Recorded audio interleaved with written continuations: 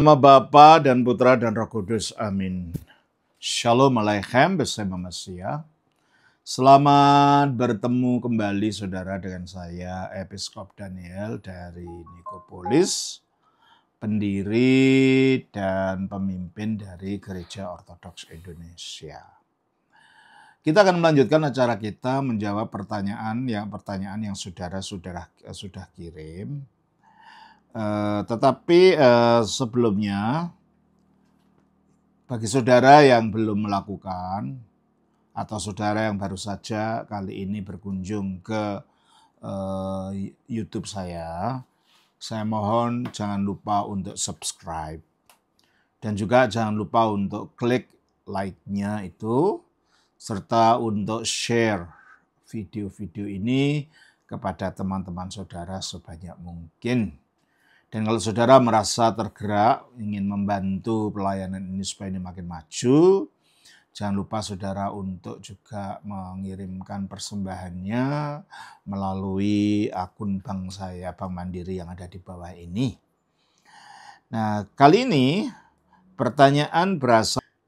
kita akan melanjutkan pertanyaan dari saudara Amalia yang jumlahnya ada 35 pertanyaan. Kita menjawab pertanyaan yang ke-6. Roti perjamuan untuk penyembuhan adalah penyelewengan tujuan perjamuan kudus. Apakah air baptisan yang digunakan untuk mujizat bukan penyelewengan tujuan perbaptisan kudus? Apa bedanya? Mohon penjelasannya. Terima kasih. Roti perjamuan untuk penyembuhan memang tujuannya bukan untuk itu. Perjamuan kudus itu tujuannya adalah untuk kita menyatu dengan Kristus dan Kristus dengan kita. Coba kita baca di dalam Yohanes pasal yang ke-6 ayat 56. Yohanes 6:56. Barang siapa makan dagingku dan minum darahku, ia tinggal di dalam aku dan aku di dalam dia. Ya tinggal dalam aku dalam dia, itu tujuannya. Bukan untuk penyembuhan. Enggak ada itu. Ya. Kalau penyembuhan itu ada caranya sendiri, yaitu apa? Dengan pengurapan minyak. Ada minyak suci, bukan minyak klentek ya, atau minyak pakpung oil atau minyak apa itu bukan. Itu ada minyak khusus yang memang digunakan untuk sakramen penyembuhan. Coba kita baca di dalam Markus pasal 6 ayat 11-12. Dan kalau ada suatu tempat yang tidak mau menerima kamu, dan kalau mereka tidak mau mendengarkan kamu, keluarlah dari situ dan kebaskanlah debu yang di kakimu sebagai peringatan bagi mereka. Lalu pergilah mereka memberitakan bahwa orang harus bertobat. Dan mereka mengusir banyak setan dan mengoles banyak orang sakit dengan minyak. Nah, mengoles banyak orang sakit dengan minyak, bukan memberikan roti perjamuan. Dan itu yang dikatakan di dalam Yakobus pasal yang ke-5 ayat 14-15. Kalau ada seorang di antara kamu yang sakit, baiklah ia memanggil para penatua jemaat. Para penatua maksudnya para presbiter ya, para romo, para gembala.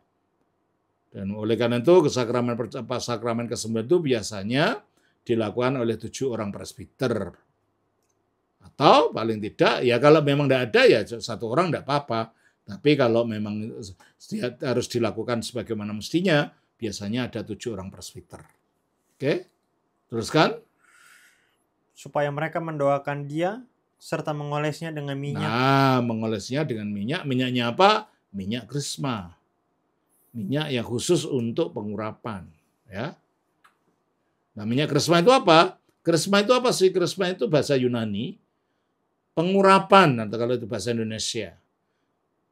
Seperti yang dilakukan oleh dalam perjanjian lama, kalau ada raja imam, ada nabi mau diangkat dalam tugasnya, mereka diberi pengurapan.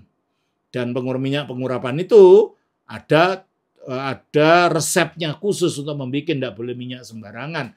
Demikian juga di dalam praktek itu masih dilakukan dalam gereja ortodoks, maka minyak pengurapan ini tidak boleh minyak sembarangan beli di toko. Itu minyak yang sudah didoakan dengan ramuan khusus di dalamnya. Ya. Nah, jadi itulah yang digunakan untuk penyembuhan untuk sakramen penyembuhan. Jadi kalau ada saudari pertanyaan, apakah air baptisan yang digunakan untuk mukjizat bukan penyelewengan? Apakah arti baptisan digunakan untuk mukjizat bukan penyelewengan? Tujuan baptisan kudus.